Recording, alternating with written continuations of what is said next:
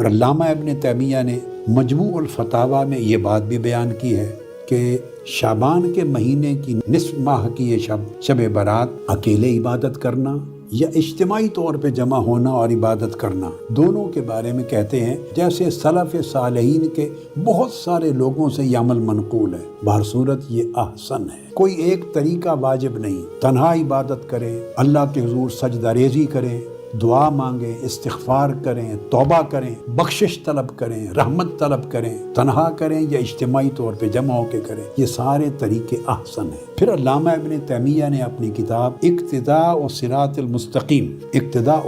المستقیم میں یہ بھی بیان کیا ہے کہ یہ شب برات یعنی نصف شعبان کی جو رات ہے، اس میں بہت سی احادیث مروی ہیں، وہ احادیث مرفوعہ بھی ہیں، آثار بھی مرفوعہ ہیں، اور ان تمام احادیث، آثار اور روایات کا مقتدا یہ بات کو اسٹیبلش کرتا ہے کہ اس رات کی فضیلت میں اور خصوصی قبولیت میں کوئی شک نہیں، اور سلف صالحین اس رات کو عبادات اور طاعات اور توبہ کے لیے اور طلب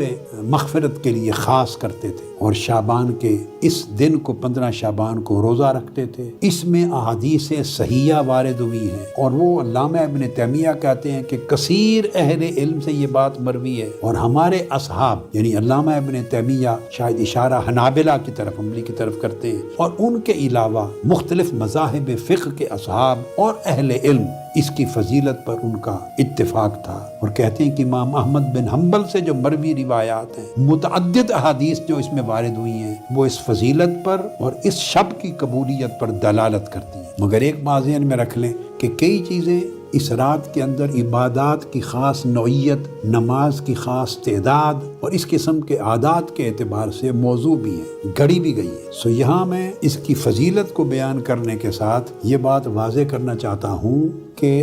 مسلمہ حقائق کیا ہیں اور غیر مسلمہ کیا ہے۔ تو مسلمہ حقائق میں سے ایک تو یہ ہے کہ شعبان کی 15ویں شب جس میں آپ جمع ہیں، عبادت کر رہے ہیں، استغفار کر رہے ہیں، اللہ کے حضور بخشش و مغفرت طلب کر رہے ہیں، اس کی فضیلت میں، اس کے اندر خصوصی قبولیت میں، اور اس شب اللہ پاک کی خاص رحمتوں کے نزول میں اور خاص بخشش اور مغفرت کی وسعت میں کوئی شک و شبہ نہیں۔ یہ امر ثابت شدہ، طے شدہ، متفقہ اور مسلمہ ہے۔ دوسری چیز یہ طے شدہ ہے، اس رات کا جاگنا جتنا بھی کوئی جاگ سکے، مختلف قسموں کی عبادات کی صورت میں، طاعات کی صورت میں، جس میں نوافل بھی ہیں، جس میں تلاوت قرآن مجید ہے، جس میں درود پاک چاہیں تو پڑھیں، جس میں استغفار کریں، توبہ کریں، کثرت سے سجدے کریں، گڑ گڑائیں، روئیں، یہ جمیع انواع عبادات مستحب ہیں، مقبول ہیں، مستحسن اور مستحب ہیں۔